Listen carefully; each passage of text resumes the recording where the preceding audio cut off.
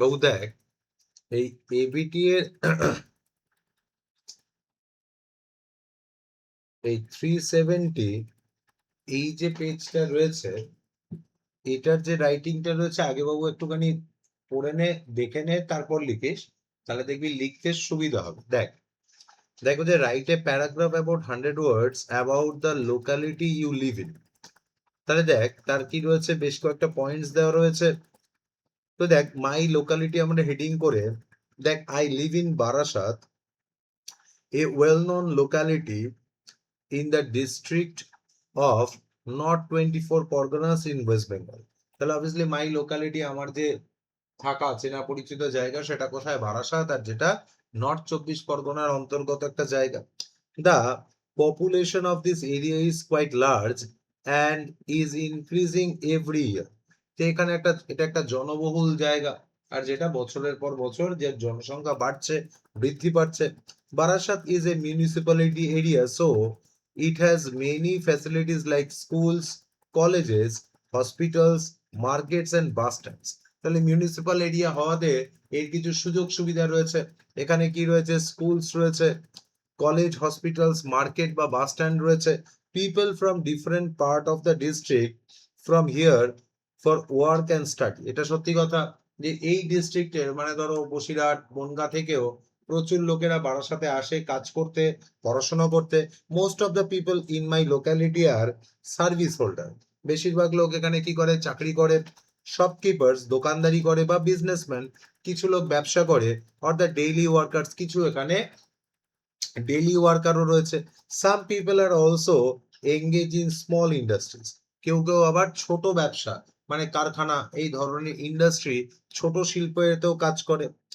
The natural environment is neither fully clean or fully polluted.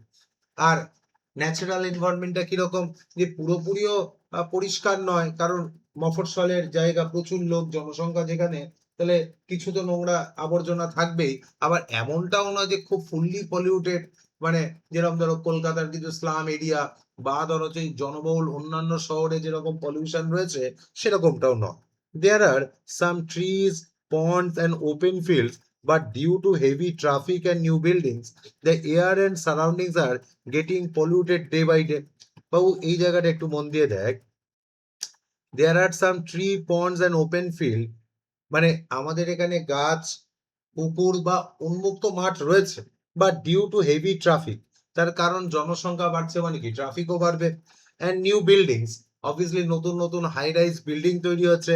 The air and surroundings are getting polluted day by day, আর প্রতিনিয়ত প্রতিদিন এখানের বাতাস দূষিত হচ্ছে।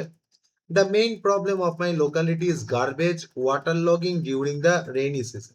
এবার দেখো আসল সমস্যা, সেটা হচ্ছে আমাদের এখানে সব থেকে বড় সমস্যা আছে গিয়ে কি, এই যে আবর্জনা সংক্রান্ত যে সমস্যা, যে এই আবর্জনা ফেলার মতো আমাদের কি নেই, কোন একটা সাইন্টিফিক ওয়ে নেই। এটা আমাদেরই দোষ। তার কারণ হচ্ছে গিয়ে কি, ধরো এই যে জনসংখ্যা হয়েছে, এই যে জনসংখ্যা বৃদ্ধি পেয়েছে, আমরা কি করতে পারিনি, তার প্রপার ওয়েতে যে ওয়েস্ট ম্যানেজমেন্ট করা উচিত সেটা আমরা, আমাদের অ্যাওয়ারনেস এর অভাব রয়েছে, বা হচ্ছে গিয়ে লোকাল অ্যাডমিনিস্ট্রেশনেরও ব্যর্থতা রয়েছে। Water logging during the rainy season, এটাও একটা বড় সমস্যা, যে গত বছর থেকে একটু ফ্লাড লাইক সিচুয়েশন হয়ে গেছিল কন্টিনিউয়াস বৃষ্টি হওয়াতে। Traffic jams and noise pollution, এটাও একটা বড় সমস্যা। সেটা কি, সেটা ফার্স্ট অফ অল হচ্ছে ট্রাফিক জ্যাম, যেহেতু বারাসাত ডিজাইন বা হচ্ছে গিয়ে শহরটা তৈরি হয়েছিল যখন, আর তারপর এখন জনসংখ্যা এক্সপোনেনশিয়াল হারে বেড়েছে, মানে প্রচুর জনসংখ্যা বৃদ্ধি পেয়েছে। এই যে জনসংখ্যার বৃদ্ধি, আমাদেরকে বুঝতে হবে যে জনসংখ্যার বৃদ্ধি পাওয়ার সাথে সাথে আমাদের কিন্তু রাস্তাঘাটও ততটা তৈরি হয়। দ্যাটস ওয়াই কি হচ্ছে, ট্রাফিক জ্যাম হচ্ছে, নয়েজ পলিউশন হচ্ছে। Sometimes mosquitoes also create trouble because of dirty drains and stagnant water. তাহলে দেখো নোংরা আবর্জনার কারণে ড্রেনেজ ব্যবস্থা সঠিক না থাকায় মশার একটা উৎপাত বারাসাতে রয়েছে।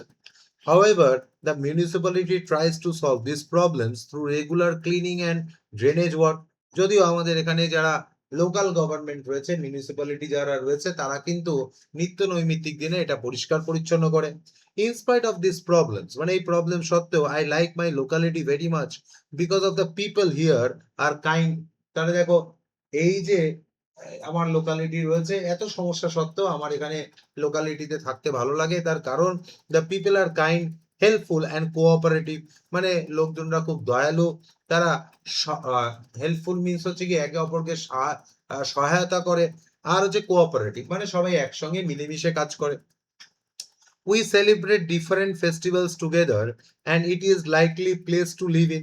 আর obviously আমরা সবাই মিলে বিভিন্ন ধরনের উৎসব এখানে পালন করি and it is lively place to live in. আমরা সবাই এক জায়গায় একত্রিত হয়ে থাকি।